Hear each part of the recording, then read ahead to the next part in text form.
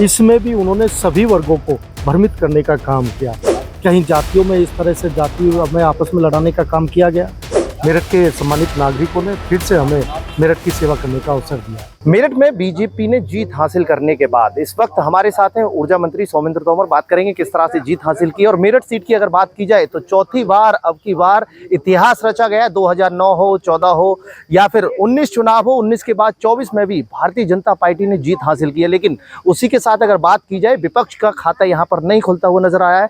Samajwadi party की बात की जाए तो अभी तक मेरठ सीट पर खाता नहीं खुला है। कहीं ना कहीं देखा जाए बीएसपी और भारतीय जनता पार्टी की लगातार टक्कर देखने को मिलती थी, लेकिन अब की बार इतिहास में भारतीय जनता पार्टी और यहां पर समाजवादी पार्टी की टक्कर देखने को मिली है। हमारे साथ ऊर्जा राज्य मंत्री सोमेंद्र भाई, बहुत बहुत स्वागत है न्यूज़ वन इंडिया पर। जी धन्यवाद। मैं न्यूज़ वन इंडिया का धन्यवाद करते हुए मैं धन्यवाद करना चाहूँगा अपने मेरठ के सभी देवतुल्य हमारे नागरिकों का, देवतुल्य कार्यकर्ताओं का, जिनके आशीर्वाद से हम लोग मेरठ की सीट जीते हैं और मेरठ के सम्मानित नागरिकों ने फिर से हमें मेरठ की सेवा करने का अवसर दिया है। सोमेंद्र भाई, कहीं ना कहीं देखा जाए कि जिस तरह से चुनाव रहा है, काफी मशक्कत की है, 400 पार का नारा था, लेकिन जनता उस तरह से उत्साहित नजर नहीं आई। जो वोटिंग परसेंटेज था उसका भी यहाँ असर देखने को मिला है। देखिए, मैं यही मानता हूँ कि जिस तरह से देश के यशस्वी प्रधानमंत्री माननीय मोदी जी ने पूरे देश में काम किया, उत्तर प्रदेश योगी जी के नेतृत्व में जिस तरह से आगे बढ़ रहा है, कहीं ना कहीं हम लोगों से एक चूक हुई।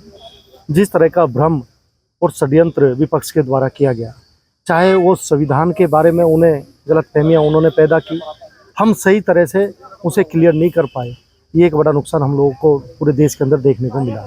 कहीं ना कहीं माना जाए सोमेंद्र भाई, जो युवा नाराज है, युवा रोजगार को लेकर के बेहद नाराज था, चुनाव में उसका भी असर देखने को मिला है। अब की अगर चुनाव की बात की जाए तो युवाओं का परसेंटेज काफी ज्यादा था, जिसका असर कहीं ना कहीं विपक्ष के लिए फायदा और आपके लिए नुकसान मिला है। देखिए, जिस तरह के वो झूठ फैलाने की जिस तरह से विपक्ष की हमेशा हम लोगों ने देखा है कि जब कांग्रेस का कालखंड था, उस समय भी उन लोगों ने कभी भी देश के लिए, जिस तरह से देश के लिए काम करने की आवश्यकता थी, हमेशा वो कुछ ना कुछ इस तरह का लोगों को बहकाने के लिए, इसमें भी उन्होंने सभी वर्गों को भ्रमित करने का काम किया।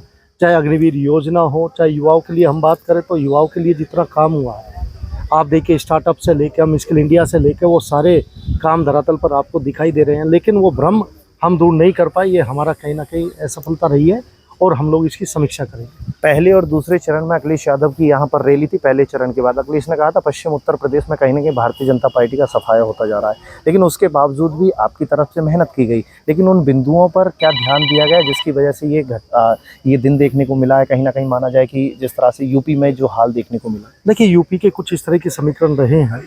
वास्तव में मैंने कहा ना कि कुछ इस तरह की भ्रांतियाँ और षड्यंत्र विपक्ष के द्वारा किया गया।